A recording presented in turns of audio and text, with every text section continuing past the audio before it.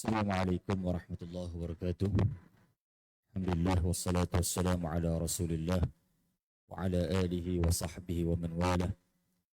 Ishrah li sadri wa yassir li amri wa hlul 'uqdatam min lisani yafqahu qawli. Subhanaka la 'ilma lana illa ma 'allamtana innaka antal alimul hakim. Wa la hawla wa la quwwata illa billahil 'aliyyil 'azim. اللهم ارزقنا فهم النبيين وحفظ المرسلين وإلهام الملائكة المقربين واهدنا بهداية العارفين. اللهم رب يسر ولا تعسر فإن تيسير كل عسير عليك يسير. اللهم رب تمام بخير. أما بعد. Yang dihormati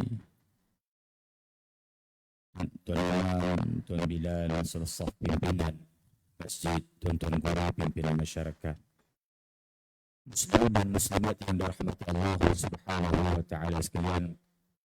Pertama sekali, untuk makluman, Ustaz Khairul Azhar tak dapat sampai pagi ni. Dia daripada utara tak sempat sampai. Jadi dia maklumkan untuk cari pengganti. Cari pengganti pukul 5 pagi. Nak cari kat mana tuan-tuan? 5 pagi kan, nak minta ustaz mana ganti pun susah. Kita harap boleh imam kita orang nanti, imam kita pun ada urusan. Jadi terpaksalah saya yang maklumkan ni kena ganti. Jadi insyaAllah tuan-tuan, apa-apa yang penting kita cubalah mengisi ruang sedikit masa kita di pagi ini, insyaAllah, untuk kita sama-sama kita mentadabbur satu surah yang sering kita baca, yang selalu kita baca, cuma terkadang kita ni tak tahu ataupun kita kurang mengambil maklum berkaitan dengan apakah makna tafsiran di sebalik surah Al-Fatihah. Ya, kita sering baca surah Al-Fatihah, tapi kita jarang mentadabbur, kita jarang menghayati makna-makna di sebalik surah Al-Fatihah tersebut. Ya. Jadi tuan-tuan rahmati Allah Subhanahu wa taala, pertama sekali ialah berkaitan dengan kelebihan dan keutamaan surah Al-Fatihah ini. Ya, keutamaan surah Al-Fatihah ini. Surah Al-Fatihah ini tuan-tuan yang dirahmati Allah Subhanahu wa taala ialah satu surah yang mana surah ini disebutkan oleh Allah Subhanahu wa taala di dalam Al-Quran tentang bilangan ayat dia. Ya. Dia tidak ada surah yang lain yang disebutkan bilangan ayat melainkan surah Al-Fatihah. Dan ia juga merupakan satu surah yang disebut oleh Nabi sallallahu alaihi wasallam juga tentang bilangan ayat dia. Tentang bilangan ayat dia. Jadi tuan-tuan yang dirahmati Allah Subhanahu wa taala, pernah satu ketika Nabi sallallahu alaihi wasallam masuk dalam sebuah masjid, masuk dalam masjid Nabi, dan Nabi cuba untuk mengajar. Begitu seorang sahabat, Nabi kata, aku akan mengajar kamu satu surah yang mana ia adalah satu surah yang cukup agung. Setelah keluar daripada masjid, Nabi pun ceritakan tentang surah ini. Yang mana surah ini yang dinamakan sebagai Sab'ul Mathani. Sab'ul Mathani. Sab'ul Mathani ialah bermaksud 7 yang diulang-ulang. Ya, 7 yang diulang-ulang. Maka 7 yang diulang-ulang ini tuan-tuan yang dirahmati Allah, Nabi kata inilah surah Al-Fatihah. 7 yang diulang-ulang ini ialah surah Al-Fatihah. Maka tuan-tuan yang dirahmati Allah, hasil daripada sabdaan tersebut, ya, kita lihat surah Al-Fatihah ini merupakan satu surah yang kita sentiasa ulang. Dalam seharian paling kurang kita akan sebut sebanyak 17 kali. Ya, 17 kali. Sama seperti mana rakaat semayang kita. 17 kali ni tuan-tuan, kalau kita menyanyi ataupun kita sebut sesuatu benda setiap hari sebanyak 17 kali, apa akan kita rasa? Kita akan rasa jemu, kita akan rasa bosan. Biasanya begitu. Tapi tidak dalam surah Al-Fatihah. Bukan hanya sekadar kita baca, bahkan kalau kita datang sembahyang berjemaah, kita akan dengar pula imam baca. Bahkan bukan hanya di dalam sembahyang fardu, sembahyang sunat pun kita baca. Inilah surah Al-Fatihah yang digelar sebagai Sab'ul Mathani, 7 ayat yang diulang-ulang. Maka tuan-tuan yang dirahmati Allah, inilah kelebihan dan keutamaan surah Al-Fatihah. Dan surah Al-Fatihah ini juga dikenali sebagai surah Asy-Syifa. Ya, surah Asy-Syifa. Asy-Syifa kerana apa tuan-tuan yang dirahmati Allah? Kerana pernah satu ketika seorang sahabat yang namanya Abdullah bin Mas'ud, dia bersama dengan rombongan kawan-kawan dia, sahabat Nabi SAW, yang mana dia minta kepada rombongan ini untuk meruqyah, untuk merawat seorang ketua kabilah yang ketika itu terkena sengatan kala jengking. Maka tuan-tuan yang dirahmati Allah, datanglah seorang wakil daripada kabilah tersebut, ketua suku tersebut, tanya di kalangan rombongan para sahabat ni, ada tak di antara kamu yang boleh meruqyah? Ada tak orang boleh baca? Maka Abdullah bin Mas'ud angkat tangan, dia kata aku boleh, insya-Allah. Dia kata aku boleh, insya-Allah. Jadi bangunlah Abdullah bin Mas'ud dan baca. Baca Bismillahirrahmanirrahim sampai waladhdallin surah Al-Fatihah, selesai tuan-tuan, sembuh dengan surah Al-Fatihah tadi. Jadi inilah kelebihan dan keutamaan surah Al-Fatihah. Yang penting kita baca tadi dengan cara kita betul-betul memahami dan juga menghayati maksud di sebalik surah Al-Fatihah. Sebab kalau kita betul-betul baca dan memahami, insya-Allah tuan-tuan yang dirahmati Allah, akan dapat kelebihan seperti mana yang Allah Subhanahu wa taala kurniakan tersebut. Cuma yang sedihnya ialah apabila kita baca surah Al-Fatihah, kita tak faham. Ada yang masih belum faham apakah maksud di sebalik surah Al-Fatihah. Bukan kata tadabbur, tapi faham dari sudut makna pun tidak lagi. Jadi tuan-tuan yang dirahmati Allah Subhanahu wa taala, maka kita kena cuba untuk faham dengan surah ini, yang mana surah yang sering dan selalu kita baca. Apa tujuannya? Di antara lain ialah untuk menambah kekhusyukan di dalam sembahyang kita. Surah Al-Fatihah ni kita baca, bila mana kita baca, kita akan tambah kekhusyukan dia. Sebab apa tuan-tuan? Sebab surah Al-Fatihah ini umpama kita sedang berbicara dengan Allah. Kita sedang berbicara dengan Allah Subhanahu wa taala. Sebab dalam satu hadis kursi, Allah Subhanahu wa taala sebut, apabila hamba-Ku membaca Alhamdulillah Rabbil Alamin, maka Allah Subhanahu wa taala membalas balik, Hamidani ataupun Hamadani Abdi, kan hamba-Ku telah memujiku. Ar-Rahmanir Rahim, Majjadani Abdi, kan sampailah waladhdallin, Allah Ta'ala sentiasa membalas ucapan ataupun bacaan surah Al-Fatihah yang kita baca. Tuan-tuan yang dirahmati Allah Subhanahu wa taala, pergi pada satu-satu secara ringkas saja tuan-tuan, nama pengganti. Pertama sekali ialah berkaitan dengan Bismillahirrahmanirrahim.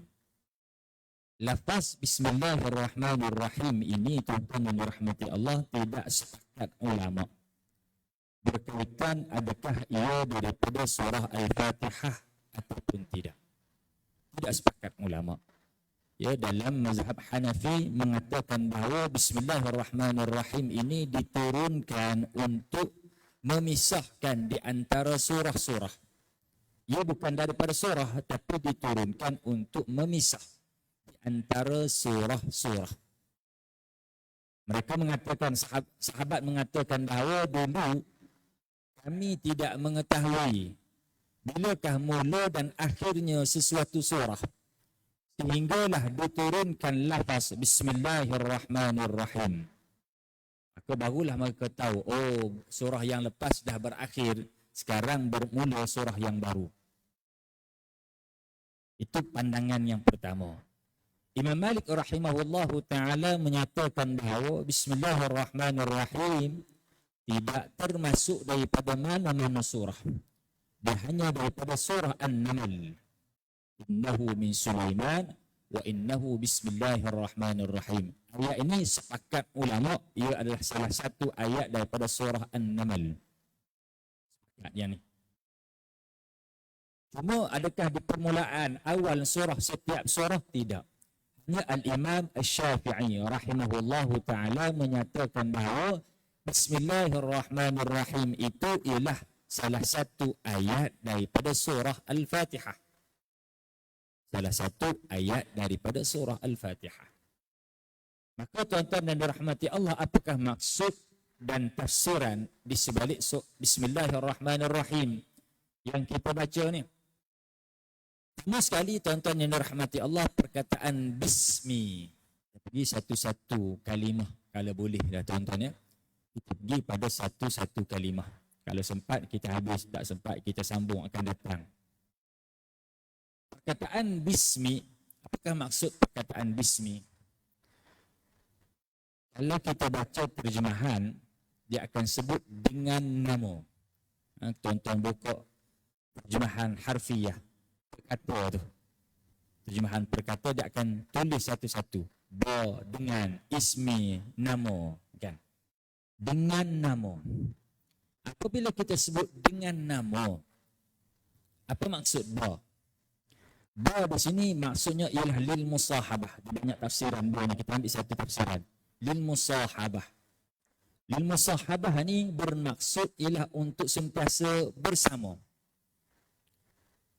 Bawa sekali. B. Ismi ialah daripada perkataan as-sumu. Daripada perkataan as-sumu. Dengan nama. Nama ni apa tujuan dia? Nama ni tujuannya ialah untuk membawa kemuliaan pada orang yang membawa nama tersebut. Bismi ay dengan ketinggian, dengan kemuliaan. Maksudnya begitu. Maka kita ni ada nama. Dan kita pun bagi nama anak cucu kita. Apa tujuan? Ialah untuk kemuliaan dia. Oleh itu jadikanlah nama-nama ni tuan-tuan, nama yang boleh mendoakan dan membawa kemuliaan kepada orang yang membawa nama tu. Janganlah letak nama yang pelik-pelik. Nama yang tidak membawa erti yang baik. Ya. Jadi letak nama yang betul-betul, nama yang baik, nama yang menjadi doa kepada orang yang membawa nama tu. Sebab dengan nama itulah orang akan panggil dia. Orang akan panggil dia. Jadi tuan-tuan yang dirahmati Allah, bila kita mulakan perkataan kita, satu-satu lafaz dengan bismi, ataupun tafsirannya, terjemahannya dengan nama. Agak-agak kalau dalam bahasa, penggunaan bahasa betul tak tuan-tuan? Dengan penggunaan bahasa, bismi, dengan nama, betul tak? Kita biasa guna, kan, kepala surat, nak tulis surat tu, lepas tajuk, kan surat rasmi, dengan segala hormatnya. Betul tak tuan-tuan? Ada bahasa Melayu di sini. Kan, dengan nama.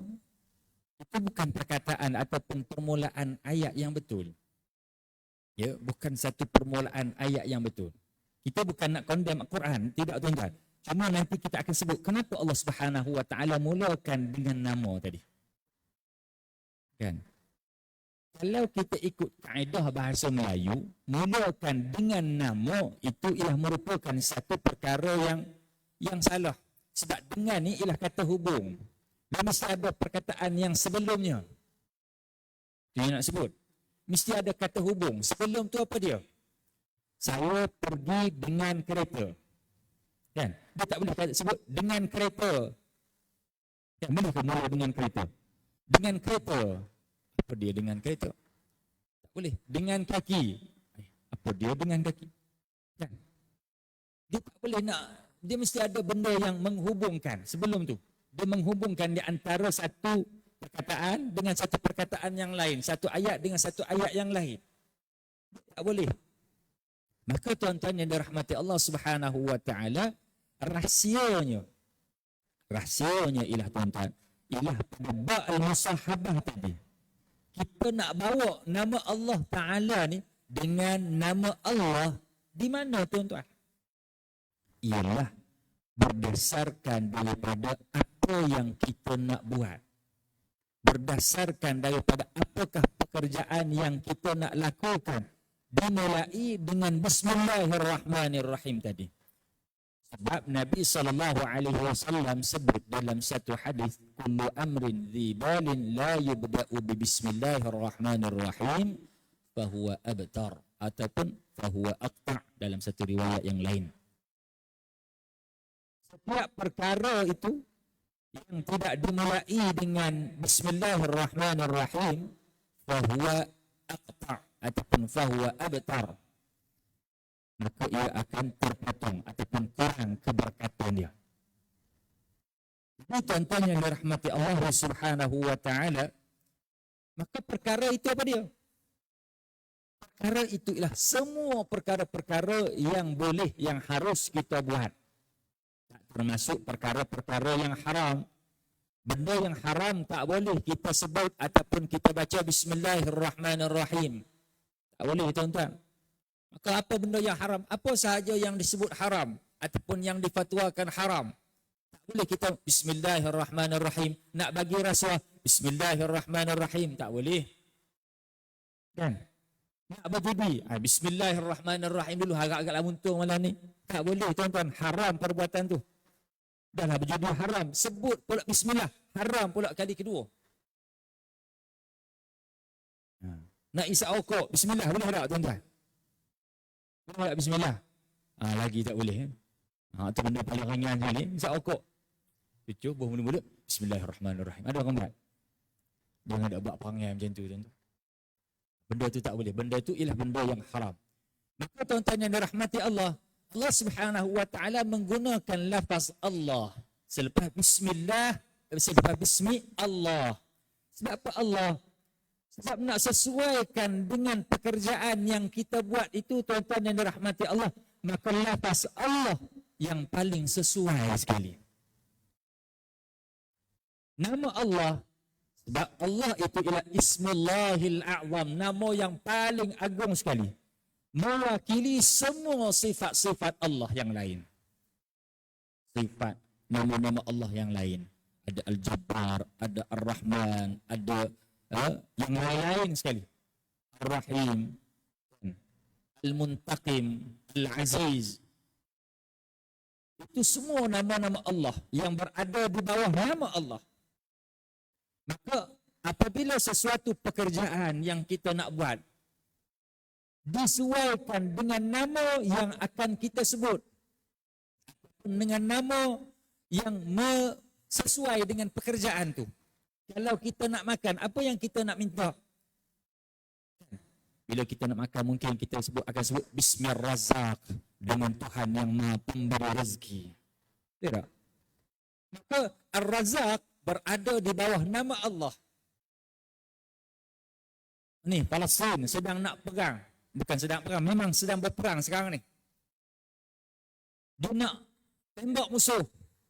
Ataupun dia nak balin bom. Dia nak lancarkan roket. Dia pun baca Bismillah. Cucuk, Bismillah. Maka naiklah senjata tadi, tembaklah tadi tuan-tuan dengan nama Allah. Apa yang ada bawah nama Allah tadi? Macam-macam nama. Nama Al-Jabbar, nama Al-Muntaqim, nama Al-Aziz. Sesuailah dengan perbuatan tersebut.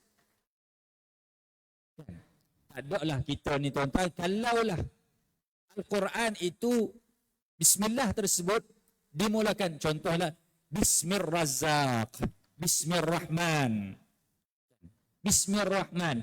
Kalau Bismir-Rahman, tuan-tuan, Tuhan yang maha pemurah ataupun Tuhan yang maha penyayang, maka tuan-tuan yang dirahmati Allah nak baling senjata kat musuh macam mana? Dengan nama Tuhan yang maha penyayang. Penyayang macam mana ni duk tembak musuh ni? Nak sembelih binatang, tuan-tuan. Nak sembelih korban. Dengan nama Tuhan yang maha mengasihani. Tak sesuai dengan perbuatan kita. Maka Allah Subhanahu wa taala menggunakan lafaz Allah. Menggunakan lafaz Allah untuk mewakili keseluruhan nama-nama Allah Ta'ala yang lain. Maknanya, kalau kita nak buat ta'liq, lafaz bismi ni dia jar majrur, dia mesti ada ta'liq.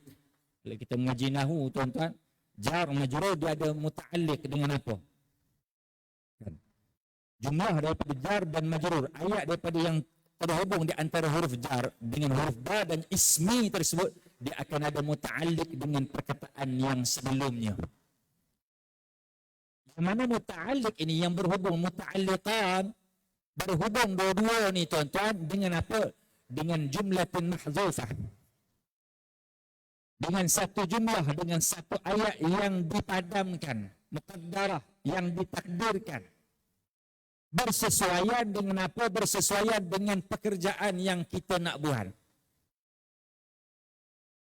Kalau kita nak makan, maknanya akulu bismillah. Kita nak tidur, anamu bismillah. Kita nak berjalan, amshi bismillah. Usafir bismillah. Kita nak berperang, uqatil bismillah. Kita nak buka pintu, aftahu bismillah. Aku membuka dengan nama Allah.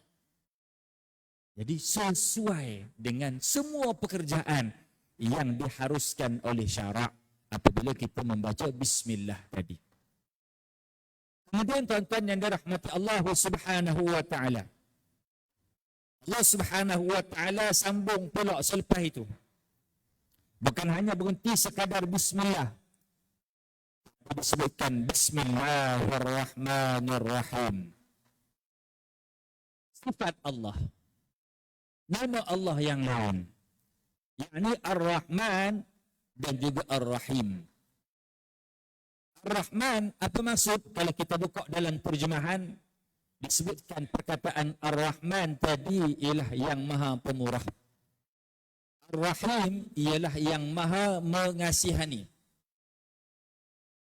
Ar-Rahman, kalau kita tengok dari sudut susunan hurufnya, berasal daripada perkataan rahimah ataupun rahmah.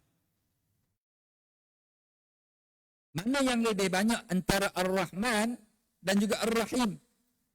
Dari sudut hurufnya. Dari sudut huruf kita tengok, tuan-tuan yang dirahmati Allah, Ar-Rahman itu lebih banyak hurufnya berbanding dengan Ar-Rahim. Maka kaedah di dalam bahasa Arab, ziyadatul mabna tadullu ala ziyadatul ma'na. Penambahan binaan sesuatu perkataan itu akan menunjukkan penambahan pada makna. Ziyadatul mabna, tambahkan, bertambah. Berbeza kan? Ar-Rahman, Raha Mim Alif Nun, Rahman. Rahim, Raha Ya Mim, 4. Rahman, 5, yang ni 4. Maka di manakah penambahan? Walaupun dua-dua perkataan ini berasal daripada kalimah yang sama. Maka tuan-tuan yang dirahmati Allah, ulama menafsirkan dalam kitab-kitab tafsir yang cukup banyak, tuan-tuan. Buka kitab tafsir yang bermacam-macam. Maka tuan-tuan yang dirahmati Allah, ulama menyebutkan bahawa Ar-Rahman itu ialah sifat penyayang Allah. Meliputi siapa? Meliputi orang Islam, orang mukmin dan juga orang kafir. Di mana? Di dalam dunia ni. Dalam dunia ni, penyayangnya Allah, penyayang yang meliputi semua sama ada mukmin ataupun kafir. Allah Subhanahu wa taala tidak bezakan dari sudut pemberian nikmat kepada orang mukmin ataupun orang kafir. Sama saja bagi. Dia ni dapat nikmat, kafir pun dapat nikmat, mukmin pun dapat nikmat. Orang Palestin pun dapat nikmat, orang Israel pun dapat nikmat. Makan boleh, minum boleh. Dia ni kafir teruk sangat dia ni. Bukan kata hanya sekadar tidak menyembah Allah, malahan menyakiti orang Islam. Orang yang beriman pada Allah Subhanahu wa taala tetap dapat nikmat. Orang mukmin yang asi, ahli maksiat pun dapat nikmat juga. Tak ada tuan-tuan, Allah Subhanahu wa taala tarik nikmat daripada orang mukmin yang asi. Orang mukmin yang ahli maksiat tak ada. Kalau kita ni Allah Ta'ala katakanlah tuan-tuan, Allah Ta'ala di antara nikmat Allah Ta'ala tutup keaiban kita. Tutup kita ni daripada makluman orang lain tentang dosa-dosa kita. Itu di antara nikmat Allah, di antara rahmannya Allah Ta'ala. Kalau Allah Ta'ala buka tuan-tuan, nak datang sembahyang berjemaah pun malu. Kan? Ada tanda, kalau tanda busuk tuan-tuan, tak tahulah tuan-tuan. Barangkali apa dia busuk sekali saya lah tuan-tuan. Dosa banyak. Kesalahan banyak tuan-tuan. Malu nak datang. Oh, dia ni dah lah dosa banyak, siap jadi imam lagi. Oh tuan-tuan. Malu nak jumpa orang. Tapi dengan sifat rahmannya Allah Subhanahu wa taala, Allah Taala tutup keaiban tersebut. Ya. Penyayang Allah Subhanahu wa taala meliputi siapa? Semua makhluk. Kepada syaitan pun, iblis syaitan pun Allah Subhanahu wa taala juga berikan rahman, adanya si ciri-ciri Ar-Rahman tadi. Di mana tuan-tuan yang dirahmati Allah? Ialah ketika mana Allah Subhanahu wa taala menangguhkan siksaan. Uzayyinanna lahum fil ardh wa la ughwiyannahum ajma'in. Iblis ni dia bersaksi di hadapan Allah Subhanahu wa taala kerana dia kata dia menyalahkan Allah Subhanahu wa taala oleh kerana kamu telah menjadikan aku sesat. Maka dia akan menyesatkan dan menampakkan eloknya kehidupan dunia ni kepada keseluruhan manusia. Keseluruhannya. Ini janji iblis. Dan dia minta Allah Subhanahu wa taala tangguhkan siksaan dia sampailah hari kiamat. Dan Allah Subhanahu wa taala bagi, Allah Taala bagi ini peluang untuk kamu buat. Ini ujian untuk manusia. Allah Taala tangguh. Kemudian lafaz Ar-Rahim, lafaz Ar-Rahim ialah kalau kita baca dalam terjemahan disebutkan sebagai mengasihani. Tuhan yang Maha Pemurah lagi Maha mengasihani. Ya? Mengasihani ini hanya terkhusus untuk orang mukmin. Orang mukmin di mana? Di akhirat. Kalau yang pertama itu Maha Pemurah, pemurah Allah untuk orang mukmin dan orang kafir, Allah Ta'ala tetap bagi pemurah-pemurahnya Allah yang walaupun orang itu kufur dengan Allah, yang walaupun orang tersebut lawan perintah Allah Subhanahu wa Ta'ala, tetap Allah Ta'ala bagi.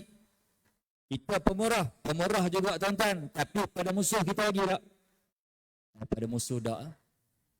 Bukan kata musuh, anak kita yang tak dengar cakap dengan anak yang patuh pada perintah kita.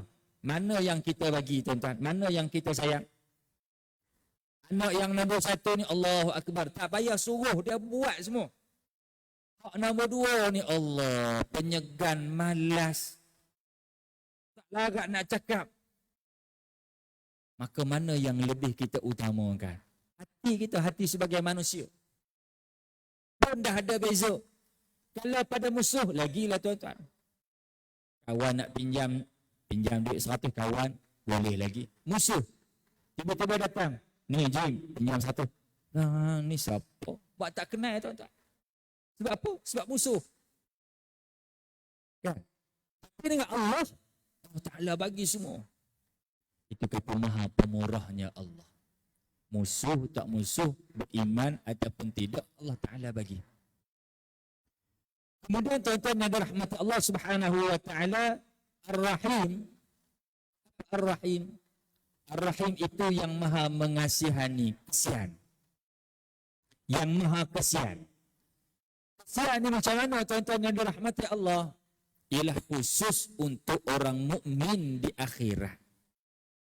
Bila kita baca Bismillahirrahmanirrahim, kita tengok habuan kita ni, orang beriman, orang Islam ni tuan-tuan, ada dua. Dalam dunia pun Allah Ta'ala bagi, di akhirat pun Allah Ta'ala kesian. Kesian yang macam mana tuan-tuan yang dirahmati Allah? Kesiannya ialah di akhirat nanti. Sebab apa tuan-tuan? Sebab dalam hidup kita ni, kalau kerana Allah Ta'ala tak kesian, payah kita tuan-tuan. Kalau bukan kerana kasihannya Allah Subhanahu wa Ta'ala kepada orang mukmin, payah kita nak dapat syurga. Ya, payah kita nak dapat syurga. Sebab apa payah tuan-tuan yang dirahmati Allah? Banyak mana masa yang kita peruntukkan untuk kita dapat syurga? Lama manakah masa yang kita berikan untuk kita dapat syurga? Tuan-tuan, kita nak habis bayar installment rumah. Berapa lama tuan-tuan bayar? Ya, rumah pertama tuan-tuan beli. Dia jarang rumah pertama ni orang beli cash. Tuan-tuan di sini mungkin ada yang beli cash tapi bukan rumah pertama lah. Kan? Rumah pertama kita beli, ada orang beli rumah. Rumah pertama dia beli cash. Baru kerja beli cash. Kaya sangatlah tu. Jadi tuan-tuan yang dirahmati Allah, kita jarang ataupun nak selesai bayaran installment rumah, lama mana kita ambil? 20 tahun, 25 tahun, 30 tahun. Baru selesai untuk kita dapat sebiji rumah jadi hak milik kita. Lama mana kita berusaha untuk selesaikan 30 tahun, katakanlah 30 tahun tersebut tuan-tuan. Lama mana yang kita ambil masa? Kita mula bekerja. Umur 24 tahun katakanlah. 23 tahun, 24 tahun kita bekerja. Daripada kita bekerja tersebut tuan-tuan, sampailah kita pencen. Berapa tahun pencen? Umur 55, 56 tahun. 34 tahun, 33 tahun, 34 tahun kita servis tuan-tuan. Kan? Umur 23, 53 cukup 30 tahun. Umur 25 kita start beli rumah. Umur 55 baru habis bayar installment rumah. Selesai tuan-tuan. 55 tahun selesai. Tapi adakah hanya start umur 25 saja? Tidak tuan-tuan. Sebelum masuk umur 25, apa yang kita buat? Yang kita buat ialah persiapan untuk kita bayar ni. Nak bayar kena ada duit. Nak ada duit kena kerja. Nak kerja, nak bayar nak beli rumah. Rumah harga 500, 600 ribu. Sekarang ni 700 ribu, 500 ribu. Rumah atas langit lagi tuan-tuan. Kota Damansara ni tak dapat dah. Kalau rumah landed tak dapat dah 500. 100, 1 juta ke atas. Ni nak bayar ni start daripada umur 25 tahun. Nak bayar berapa? 1,500, 2,000, 3,000 sebulan. Nak bayar banyak ni tuan-tuan. Pendapatan kena tinggi. Maka apa yang perlu kita buat? Perlu kita buat ialah persiapan untuk melakukan, untuk dapat bayar tadi. Nak ada duit tadi. Kena ada kerja. Nak ada kerja, sekarang nak kena belajar. Nak masuk bidang apa? Maka persiapan kita lama mana tuan-tuan? Lama. Tak daripada mana tuan-tuan? Kita akan bermula daripada prasekolah lagi. Kalau kita ambillah prasekolah umur 6 tahun tuan-tuan. 5 tahun, 6 tahun kita dah masuk prasekolah. Belajar dah situ. Belajar huruf A-nya macam mana, nombor 1-nya macam mana, tulis, garis bagi tak bengkok. Masuk darjah 1 belajar membaca, belajar mengira, belajar menulis. Masuk sampailah darjah 6.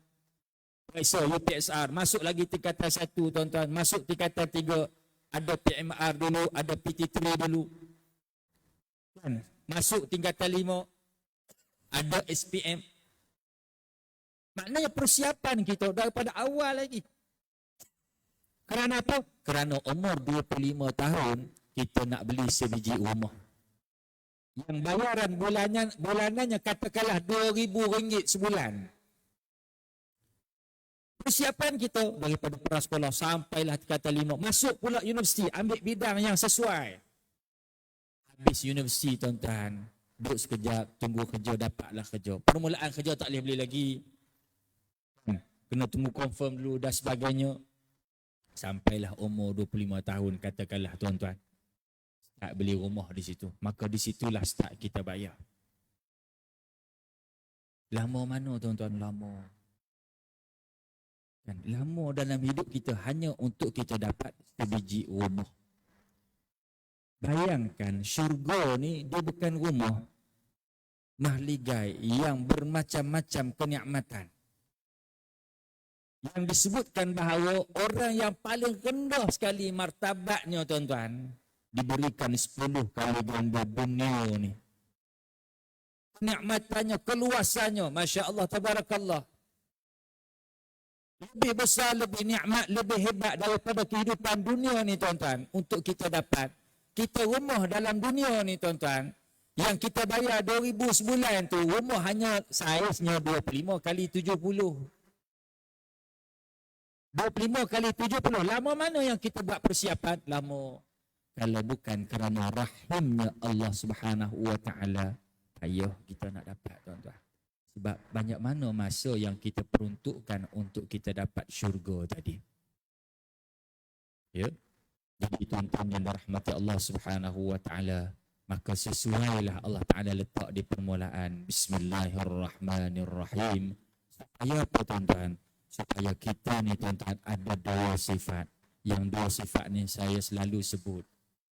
Ya, saya selalu sebut dalam bab kita beribadah pada Allah Subhanahu wa ta'ala. Ya. Yang pertama ialah sifat al-khawf dan yang kedua ialah sifat ar-raja. Sifat al-khawf ialah sifat takut. Takut ni tuan-tuan yang dirahmati Allah, tujuannya apa dia tuan-tuan? Tujuannya ialah supaya kita tak rasa senang, bebas sangat untuk melakukan apa sahaja pekerjaan. Dan juga kita kena berhati-hati dalam kita beramal. Dipanggil dengan sifat al-khawf. Dan kita kena ada sifat ar-raja. Dia tak boleh ada al-khawf sahaja. Ada ar-raja semata-mata, tak boleh. Ataupun al-khawf sahaja, ar-raja tidak ada, tak boleh juga.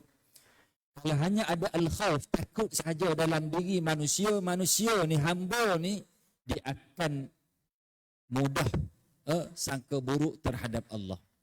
Aku buat ni Allah Ta'ala tak terima. Dosa ni Allah Ta'ala tak ampun. Macam-macam. Sangka buruk dengan Allah Subhanahu wa Ta'ala. Sebab dalam diri dia hanya ada perasaan al-khawf. Dia kena ada satu lagi ar-raja yang dipanggil dengan pengharapan. Kita mengharapkan daripada Allah. Kena ada harap dengan Allah. Kita buat tadi semayang subuh berjemaah. Harap. Ya, ada bimbang. Semayang aku ni Allah Ta'ala nilai macam mana? Kan, orang lain semayang dapat 25, dapat 27. Aku ni berapa je? Tambah dengan mungkin ada riak sikit, ada sum'ah sikit, ada ujub sikit. Berapa lah yang nak tinggal? Kan? Kalau ada perasaan-perasaan tadi, Allahu Akbar, kurang. Al-khawf tu ada. Tapi dalam masa yang sama, kita kena ada pengharapan. Mudah-mudahan Allah Ta'ala terimalah. Aku dah cuba yang terbaik, ar-raja di situ. Jadi tuan-tuan yang dirahmati Allah, dalam kita beramalan tadi, maka kita tengok amalan kita ni sikit. Nak dapat syurga Allah Subhanahu wa ta'ala, Allahu Akbar, yang kita peruntukkan seharian kita sikit sangat. Semayang sunat berapa je, harap semayang qabliyah ba'diyah je. Adalah kadang-kadang semayang tahajud sikit, adalah kadang-kadang buat duha sikit. Quran, kadang-kadang baca, kadang-kadang tak tentu baca bulan Ramadan. Kalau bulan selain Ramadan, tak baca langsung. Ada juga begitu. Sedekah bagilah juga, masuklah juga sikit sebanyak dalam tabung. Lah ni musim perang di Palestin, masuklah tabung Palestin pula. Adalah sikit sebanyak tuan-tuan. Tapi banyak mana banyak yang simpan ke yang bagi? Yang simpan lagi banyak pada yang bagi. Maka tuan-tuan yang dirahmati Allah Ar-Rahim, inilah sifat yang kita kena gantung dalam diri kita. Kasihannya Allah pada hambanya. Kalau tengok pada amalan, tak layak nak dapat syurga. Nak beli rumah tadi lama mana kita buat persiapan? Lama. Tu pun duduk sekejap je. 55, 60 mati. 5 tahun dah dapat hak milik sebenar rumah tu. Dengan syurga, selama-lamanya kita hidup. Kalau bukan kerana kasihannya Allah, kita tak dapat, tuan-tuan. Jadi tuan-tuan yang rahmati Allah Subhanahu wa taala, saya rasa sekadar itu untuk sekadar tadabbur daripada surah Al-Fatihah. Mudah-mudahan apa yang kita dengar ini dapatlah sedikit sebanyak memberikan kefahaman kita dalam kita memahami kalimah ataupun ayat yang pertama daripada surah Al-Fatihah. Lafaz Bismillahirrahmanirrahim. Jadi mohon maaf sekiranya ada kekurangan sepanjang perkongsian ini. Maklumlah ganti tuan-tuan ya. Tak ada buat persiapan, tak sempat nak buat persiapan apa, sekadar apa yang teringat. Mudah-mudahan Allah Subhanahu wa taala mengira apa yang kita kongsikan tadi sebagai salah satu benda yang termasuk daripada hadis Nabi, khairukum man ta'allama al-Quran wa 'allamah. Sebaik-baik kamu ialah orang yang mengajar Al-Quran dan juga yang belajar Al-Quran dan juga yang mengajarkannya, insya-Allah. Aku qouli hadza wa astaghfirullahal azim li wa lakum. Assalamualaikum warahmatullahi wabarakatuh. Bismillahirrahmanirrahim. Alhamdulillahirabbil alamin wassalatu wassalamu ala asyrafil anbiya'i wal mursalin wa ala alihi washabbihi ajma'in. Allahumma anfa'na bima 'allamtana wa 'allimna ma yanfa'una wa zidna 'ilma warzuqna fahma. Alhamdulillahi ala kulli hal wa na'udzu bika min hali ahli an-nar. Allahumma istur 'uyubana wa 'uyuba mu'allimina 'anna wa la tudhhib barakata 'ulumihim 'anna bi rahmatika ya arhamar rahimin. Allahumma ij'alna min alladhina yastami'una al-qawla fayattabi'una ahsanah. Sallallahu ala sayyidina Muhammad wa ala alihi wa sahbihi wa sallam. Alhamdulillahirabbil alamin. Assalamualaikum warahmatullahi wabarakatuh.